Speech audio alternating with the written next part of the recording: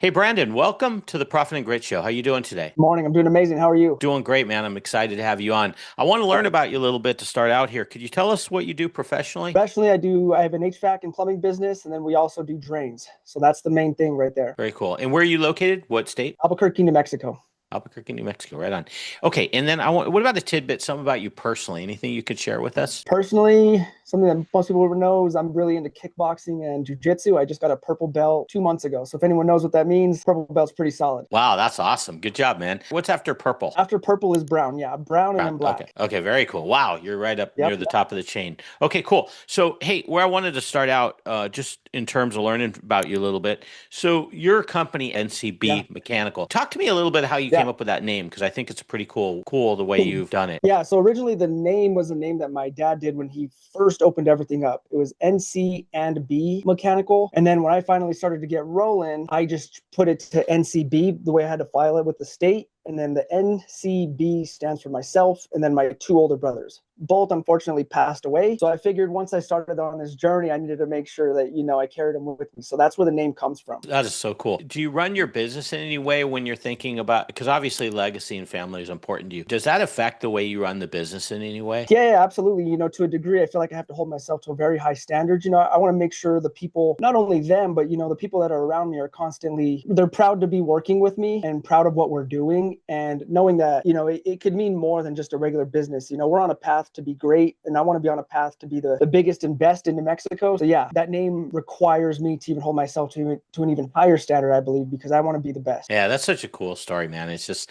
like named after your family, especially family that's no longer with us. Yeah. Is just pretty cool way to do it. Yeah, I mean, I was 18 when my first brother passed away, and then I was 26 when my oldest one passed away. So the first one was 2 days after I graduated high school, and then the second one was on July 4th of 2020. So there you already have the pandemic, and you have all this craziness already going on, and then that happens on July 4th. So both were pretty impactful times in my life, I guess, as well. Yeah, I lost a sister about 25 years ago, so it was a while ago, but it was when we were a lot younger, and man, it's a tough period of life when that happens. Yeah, so no, it was tough, but it still is. Yeah.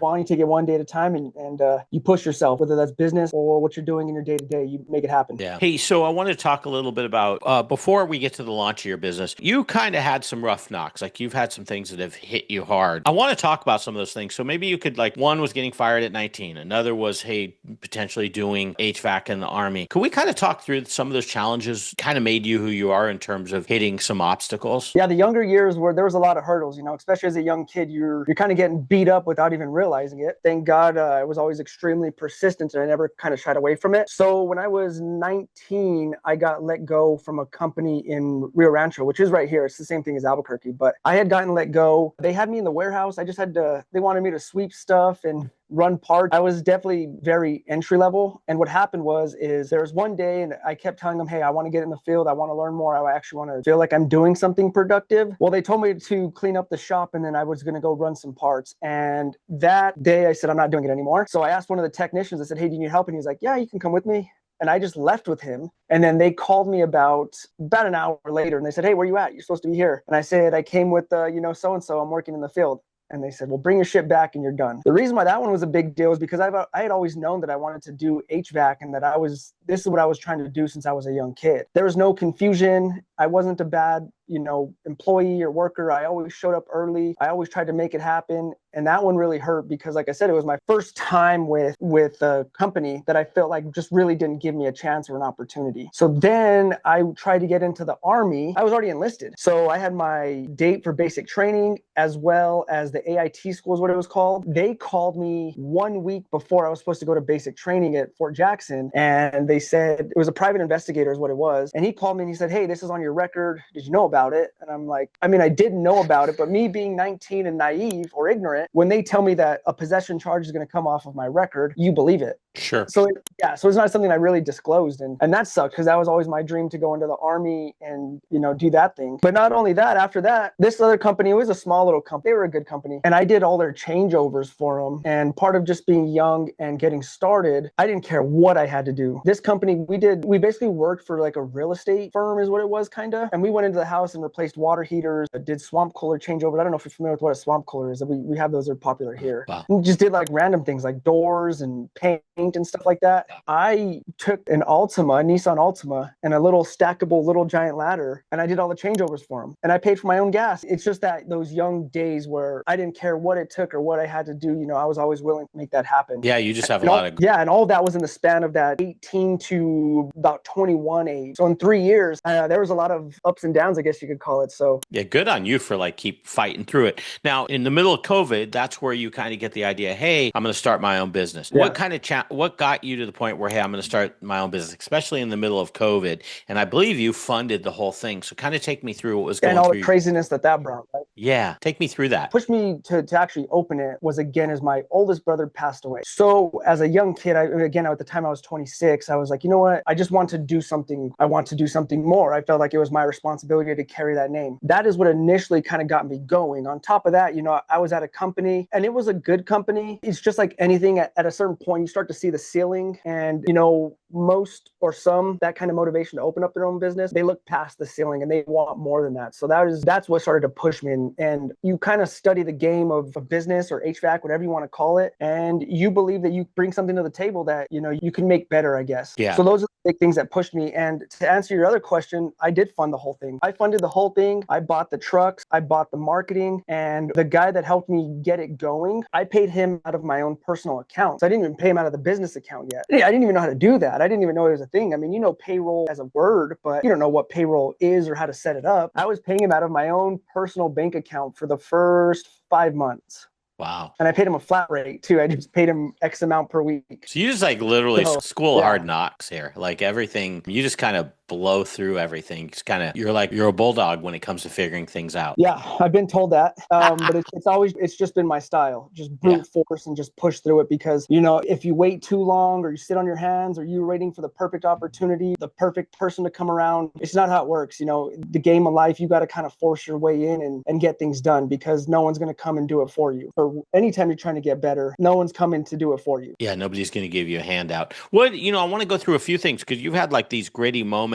kind of like what are learning lessons? Because the audience is full of business owners and they've run through various things like this too. So I'm sure they can identify. But like, for example, you had a workman's comp bill that comes in and it's $23,000. It's relatively early in your adventure. Can you tell us about that a little bit? And then like, what was your takeaway from it? So the takeaway was it being my fault, trying to be accountable and being more self-aware. But what had happened was, I'm sure most of the people watching this, and I'm sure your workman's comp is based off of your payroll. After that first year, we blew past the payroll amount that our payroll covered. We blew past it. So meaning we didn't pay enough workman's comp. So that following year, they do an audit. And I don't even know what an audit is.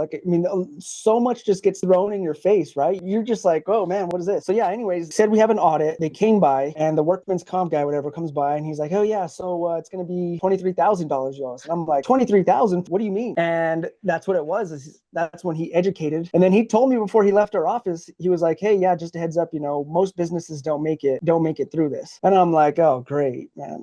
That comment actually just pissed me off, because I'm like, well, wait and see then, right? I mean, it's like, hey, you don't know who you're talking to either. That happened, and they chopped up the whole payment in I think it was like 6 months. They allowed us to do some kind of payments, and ultimately it was, again, me being young, naive, and ignorant towards business. And that's what I was saying again, is that I had to be very accountable, because then now I have to sit down with the insurance multiple times a year and say, hey, this is where our payroll is at now. This is where our payroll should be by the end of the year. We need this cushion. And then ever since then, we haven't had to pay anything back, thankfully. Yeah. It's weird how workers' comp works, especially when you're a young company and you're obviously going to be growing and probably in some cases doubling your labor. And especially when you're doing trades, so the labor rate is really high that they use. It's unfortunate that they don't interact with you more proactively, because I have seen that a lot, and say, hey, you're supposed to, in the olden days, you used to fill out a form every month or quarter, but I don't know if they still make you do that. And that was supposed to give you an idea of where you stand. But I've seen a lot of companies fall into what happened to you, and it just puts you in a bad spot from a cash flow standpoint, It does, and it makes it hard because you're anticipating, and you have to kind of balance it out perfectly, because you don't want to pay too much either. Right. So you don't want to pay too much, but you can't pay too little, but you don't know how your growth is going to be, especially with COVID and all of that stuff. It was a hard time, but it was also a time where a lot of businesses and things were expanding rapidly in any market. It was having to you're having to play catch up all the time at a very rapid pace. Right. And Well, just again, just anticipating. yeah, I Okay, want so if we to. bring on 3 or 4 people by the end of the day, Yeah, sorry, there's a little bit of a delay. I also want to talk about you. You had a $250,000 contract in 2023, and I believe you lost it. yeah. Tell us that story, and then what was the learning lesson from that? Yeah, so that was a tough one. That was actually a property management. Property managements usually are pretty terrible to work for, just being honest. They're never very great. They don't want to pay. They want the cheapest fix and all that. Well, anyways, we actually got a really, really good property manager. They were really on top of stuff. They came and interviewed us to even take over their contracts. So what happened is they were very strict and they wanted things done a certain way. And we came up short on those expectations, and they ended up saying, hey, you guys aren't doing our work anymore. And that sucked because I think that was our second or third year. And the reason why that one sucked is because it was easy money. You don't have to market. You don't have to brand. You don't got to pay attention to Google, YouTube ads, nothing. They're spoon feeding you work. And that one sucks because we got so comfortable with just everything being handed to us that it was a big blow when it first happened. And it was a huge contract. And ultimately, you always look back and say, okay, well, what could I have done better? And then you understand that you weren't putting the right people on the right job. There was a better way to handle the scheduling and all of that. It got chaotic. Yeah. So that's how we lost that one. And that one sucked pretty bad. My question was, what would you do?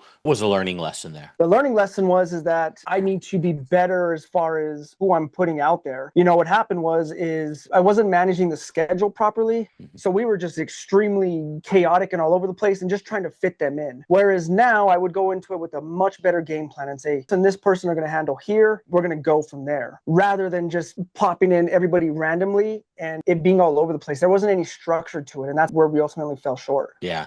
Is that something that you think that adjustments that you've made, has that carried into your business today? Like, do you think you have a handle on that now? A much better handle. I mean, I think even with these guys and my day to day, I still carry this yellow notebook around, but I try to map everything out, try to line meetings out accordingly. And I try to make sure that I explain myself thoroughly. And, ultimately business is about leadership, and communication is huge too. Everyone needs to be on the same page and everyone needs to be on the same path. Yeah. And that is an area that basically I came up short on then because I was still learning. And you expect everyone to just know how to do things, and that's not the way that life or business works. No one knows. Right. So it was, my responsibility to do that. And I have been doing it. We have meetings every month now together with these guys every week or so now, because everything changes so rapidly, right? I mean, our days change rapidly. So yeah. On the same note, you also at some point started to use a CRM, and we don't have to say the name. That's not important. But you used a CRM. I think you signed a 4-year contract, and then it cost you $50,000 to get out of it. I think there's a huge learning lesson in there for a lot of us. Tell us that story, and I'd love to know the detail. Like, why did you not want to go to that commitment of working with them for 4 years? What was it like to get out of it? That type of stuff. That was a tough one. So what happened was, we had our CRM here, and we were looking. It's a very popular one. Everyone talks about it, and all that. And you're like, okay, in business, you always want to pivot. You want to pivot at the right time, and you want to carry on with your momentum. So that was the whole goal and objective behind getting that new CRM. So we get the new CRM. Ultimately, it was not rolled out properly or the way that it should have been. And it caused and created a lot of confusion. And especially on my end, I was, 70% bought into it, and I wasn't 100% bought into it. And that already causes for failure. For stuff like that, you have to go all in. So it was that mix of that. And then we rolled it out to a few of these guys. We actually used it pretty often still. When we rolled it out, we put half the team on it. That way we could get used to it. Well, anyways, no one that we put on it liked it. Didn't work for them. And then even on our side, it just got really confusing and wasn't going to work for us. So again, not being all fully bought in. And then we said, you know what, I'm going to pull the plug on it. I don't like this anymore because it wasn't working. And then that's what happened is then they come back and they're like, well, you signed a contract, and then your contract to get out of it is you have to pay at least half. So that's where the 50,000 came from, is we had to call like not a surcharge, but prorated. We had to pay that prorated extra amount to cover half of the contract. Wow. So we did that, and that was a huge hit. We had to eat that. We just finished paying that last September-ish. So we had finally gotten out of that. We went back to our old CRM and have been working on that ever since. Wow. I know there's a lot of CRMs out there and some are more difficult than others. Was it really that it wasn't that the CRM was bad, is what I'm thinking, is that you didn't want to invest the time necessarily because of its complexity? And was it that you felt there was another CRM that was easier to use? Is that basically what it Yeah. came down to? Yeah. I mean, that is kind of basically exactly what it was. Yeah. I mean, we also didn't have the time. This CRM is complex. And if you want to maximize it, you have to baby it and you have to build. I mean, you can almost self-build it yourself to a degrry, right? So what happened, and we didn't spend enough time going all in on it. And again, we weren't that big at the time. We only had and I want to say around 10 people when we were really trying to do that. So it was this huge, big expense that just, we weren't ready for it. It was This premature. thing's a Ferrari, and Yeah. we weren't ready for it. Yeah. And the Yeah, sad thing is, exactly. yeah, you were So then we premature. pulled the plug. Sorry about that. You were premature, but the thing is, it's hard when you're a small growing business and then you take on this, like you said, Ferrari to run your business. You're just not Yep. there yet, and it's unfortunate that that was even sold to you because you just weren't in the right spot for it. We weren't ready. We weren't ready Yeah, for it. yeah, And again, you live and you learn. That was the biggest takeaway that's the other takeaway I would take away from it is rolling these things out. You have to just go all in and you have to plan thoroughly. That's where I came up short. How have you worked around, like, I've only known you for a few minutes here, but you are a type of guy that's going to get stuff done, like get shit done, Yeah. and you go through walls to get it done. Now, that's a blessing when it comes to running a business and growing a business. It also could be a curse when it It is. comes to the attention to detail and the double checking things. How do Yeah. you moderate that? Do you have a sidekick that's kind of helping you keep your sanity check occasionally, or how do you deal with that? Yeah, a little bit, right? But to really touch on your point, that is exactly what it's been, and that's been the story of my life. It has been 100 miles an hour, and I'm going to go through the wall and never around it. Right. And it's created a lot of missed details and a lot of little mistakes. So we have some good people here in our office that really help kind of manage the ship, you could call it, because the office is where all the details are. And then, my side of it is just, again, 1,000 miles an hour. And it has, I mean, really every story I've talked about, even the failure ones, was always me just going. I wasn't really thinking or overthinking, and maybe I should at times, but I don't. It was more so I'm just going to go straight through this thing. Little Yeah. Giant and an Ultima, I don't care. Just put me in a car and let me loose. Workman's comp, whatever. I'll figure it out at the end of the year. Oh, 23,000, whatever. Oh, new CRM because it's going to work. Nah, just throw it on. We're going to figure it out. And we don't. Yeah. Yeah. $250,000 contract. I don't care. We'll just figure it out. And then it's what I do a lot is overcommit and then try to figure things out later. And unfortunately, some of those things don't get figured out later. So yeah, it is what it is. I mean, Live by the your self-awareness and your accountability is off the charts. Like you're very self-aware and you're very accountable. It's just Yeah. funny because sometimes you don't.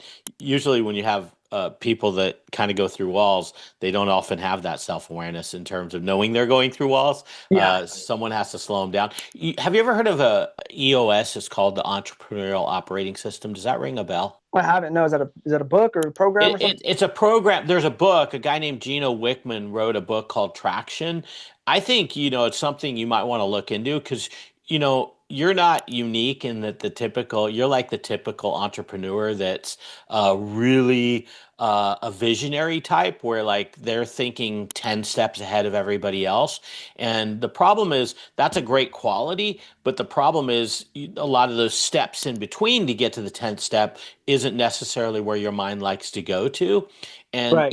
EOS, they label you as a visionary, and they label someone that's doing the day-to-day work like an operator or an integrator that's going to look at all those details. And so it just helps you if you've ever had trouble identifying yourself and your behaviors. It really gives you the okay to be a visionary, but you need someone. It's not necessarily someone, and you need a process that's getting all those steps in between the visionary so that the business functions smoothly. It can grow, it can scale, and get great people around them that are all accountable for their roles while you still can be a visionary. And it's worth checking out. It may not be a today thing, but I it think may that be worth. Traction's a book, right?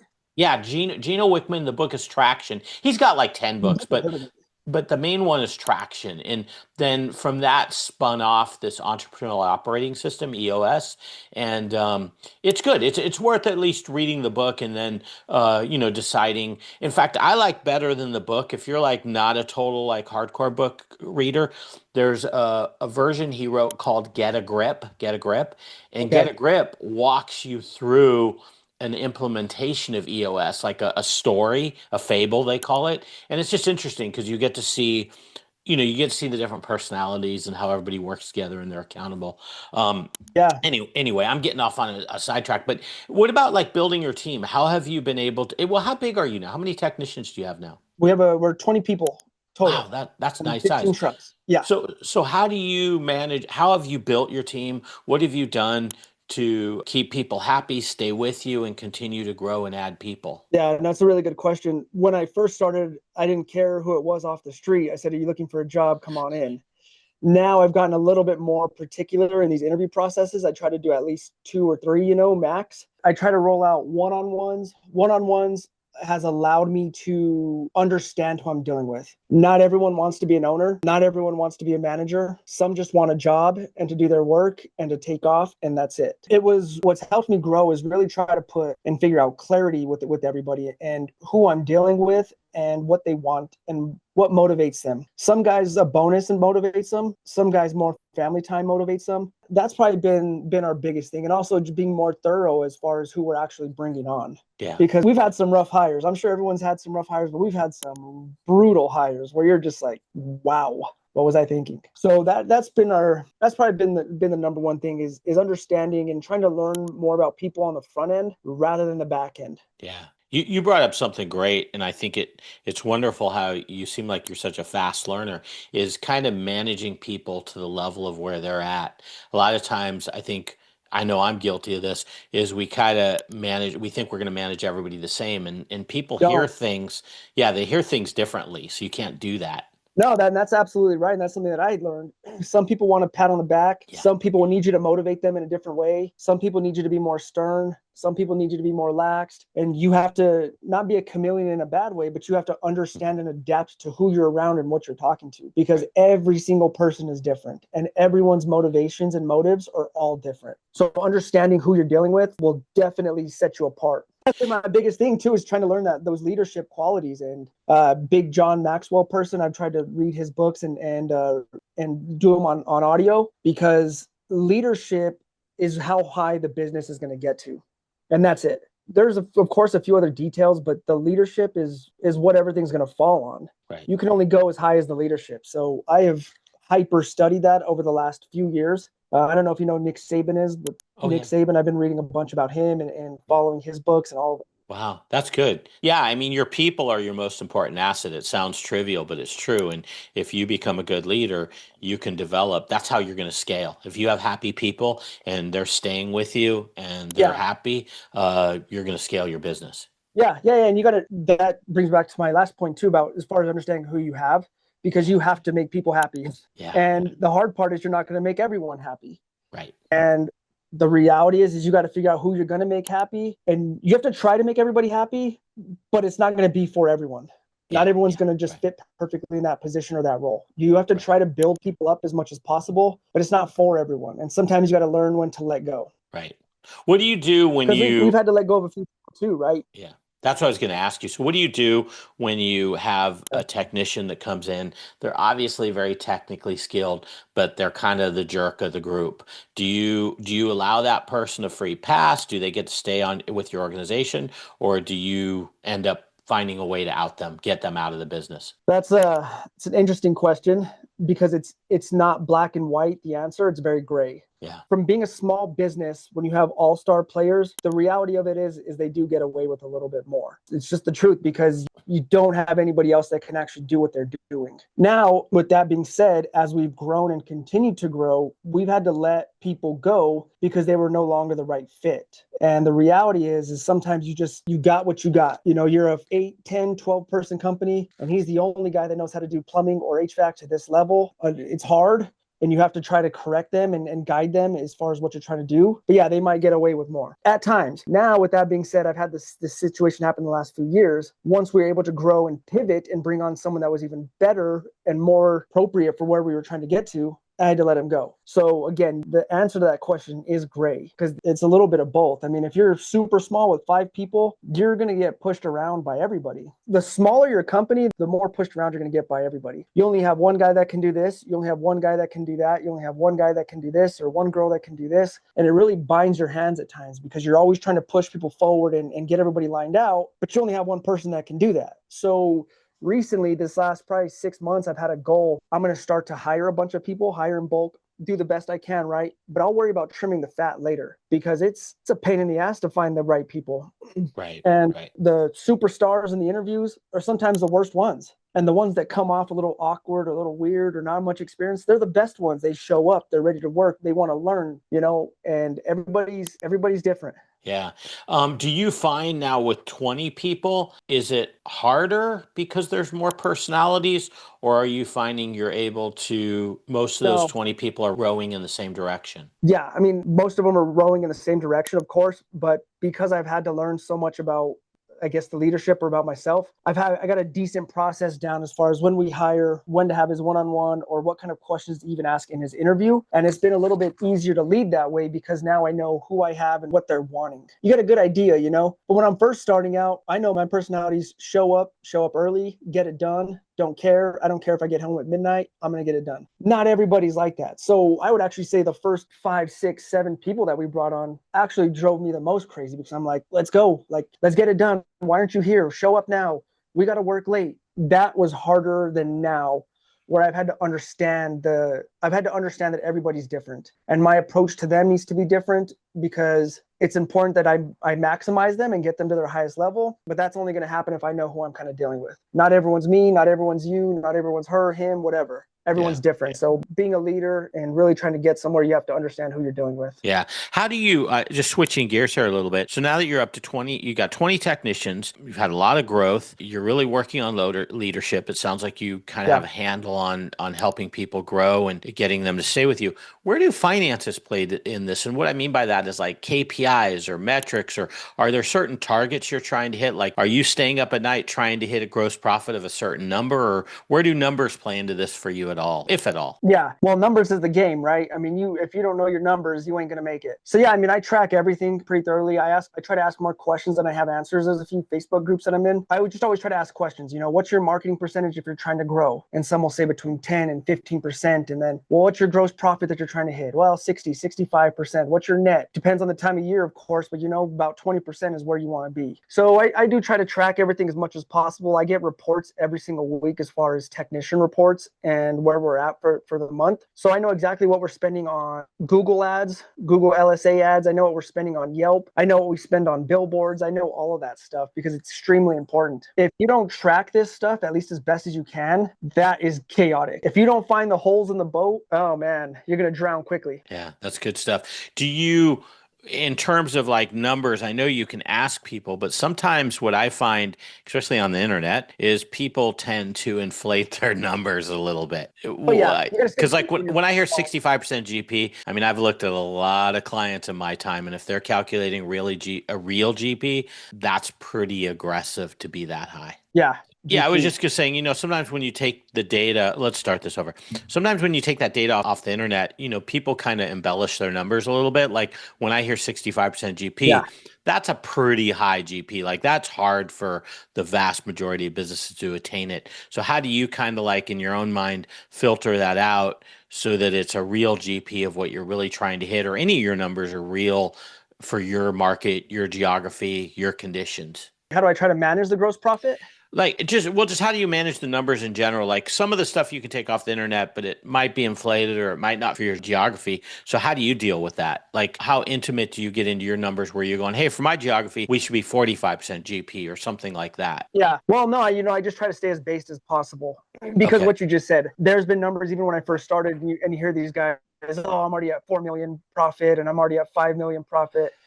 You got to know where you're at. So yes, I'm in Albuquerque. It's a middle market. I guess even to answer your question again is you got to kind of play with it. You got to play with the numbers yourself. There's been times where I spend more in marketing and see kind of how it responds and how it reacts. So, okay, I stay very based. So I find out what these guys are doing and then I try to flow with that. So they say 10%. Okay, well then let me throw 8% in it, see how busy we are, see what time of year it is and see how that goes. And then let me throw 12 and 13% this month to see how it flows again. That's how I do it. I try to mess with it to see what's what. And then you have to track everything. I track what Yelp gets, how many Yelp calls I get a week. I track weekly calls, I track the Google calls, and then you just kind of mess with it. Just like what you said, people are extreme and you're like, okay, anyways, maybe because you never know, but it's extreme. Yeah. And that's how I've had to play with it. It was just every single metric, mess with it. Marketing is the easiest example to give because you can go 10, 12, 14, 15%. You can go billboard, YouTube, Instagram, Facebook. You can track your cost per clicks. You can track all of that. Yeah. Like there's been some guys, and again, I mean, you gotta think about what you're wanting, because some guys will say, oh, I spend 10 grand in Facebook ads, and Facebook ads have never really done anything for me. I've always seen them as just a branding play. So I put money to it, but I don't anticipate it giving anything back to me. Right. No, that makes a lot of sense. Okay, last question before I wrap up here. What do you want your legacy to be? Like, where are you guys headed? Like, are you the next $10 million a year business and then you sell to private equity? Do you have any type, how do you see your legacy? Yeah, no, it's a really good question. And this private equity thing has blown up over the last few years. Right. I've always said that I would never sell. What I would say now is I'm not opposed to selling, but I don't want to sell because it's hard or because it's difficult or because I'm on my way out or I can't figure it out. I want to sell because I built the biggest, best possible brand I could do, and these guys want it. Because I get phone calls all the time. There's a company here now that's buying everybody out, and I don't want it. So, I want to be one of the biggest and best companies, and then I'll worry about selling out then. If I ever do, the hard part that I've struggled with is like, this is a very grassroots built business. This wasn't handed to me. I didn't get money for it. I made this happen when I was starting out. And it's hard for me to just give that away to some big equity group. Yeah. So we'll see, right? Again, I do want to be one of the biggest businesses here. My goal is to create the best leaders. I want to make the people around me better. I want them to see me and see how I do things and be inspired for themselves to keep pushing and to keep becoming the best version of themselves as well. Yeah. I want to be a true leader in the industry, in my state, in my home, of the world maybe someday, right? I just want to be a leader. Yeah. It's a big decision. I sold a couple businesses, but one in particular, and it's like selling your baby. It's 10 years. It's 10 years. I'd built this business, and I'll never forget, we got bought by a big company, and I'm sitting in this meeting with the new CEO and a couple other people, and I got pretty emotional because they were changing the business around, and it was things that I felt the business worked really well, and we had built it on the back of some of the operational things we did, and all of a sudden they were just like saying they're gone. And it was weird. It does take, you just got to look in your bank account and then that offsets some of it, but not all of it. It's still emotional. It's hard to let go. So it's a good you realize that. Yeah, and we're still young. We did a little over 3 million last year, 3 million some. Nice. We're still growing. There's still so much to figure out. I'm taking it one day at a time. I'm extremely persistent, and I'll figure out a way to get to that, 10 million possible or something like that. But I'll worry about that as it comes. And I'm not looking to force any decisions right now or bounce and make $1 million and just get out of it. I enjoy working. I enjoy what I'm doing. And I look forward to making some noise in this industry. That's so cool, man. Well, hey, Brandon, I love talking with you. Other than us having a little bit of an internet connection here and there, we had an awesome conversation. Your websites, you've got an Instagram. I'll put it in the show notes. Your LinkedIn, of course. Your business website is ncbmechanical.com. If people wanted to reach out to you, is there anywhere in particular that's the best place to interact with you? Instagram, it's Brandon Saiz with 3 Z's _ NCB. Yeah, and the Brandon is _ your last name with 3 Z's _ NCB. So there's actually 2 underscores. All right, yeah, you did your research because you know better than I do. Occasionally, man. Occasionally. Anyway, well, thanks so much for being on the show. I love hearing your story, and I promise you, I'm going to pick on you next year. I'm going to track you down. I want to hear your update next year because I can tell with your leadership skills and the Maxwell learning, that you have nowhere but up to go. No, I appreciate it. Like I said, I'm extremely focused, and I hope the people that do watch this, they see you see one day that I'm trying to make a name for myself and for the people around me as well. Awesome. Thanks, man. Take care.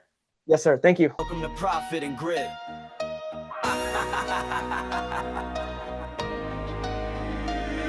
It's profit and grit, not luck and a wish. From the wrench to the spreadsheet, we're stacking our chips. Slow season hits, man, we tighten the ship. It's the blue collar way, we build, not dip.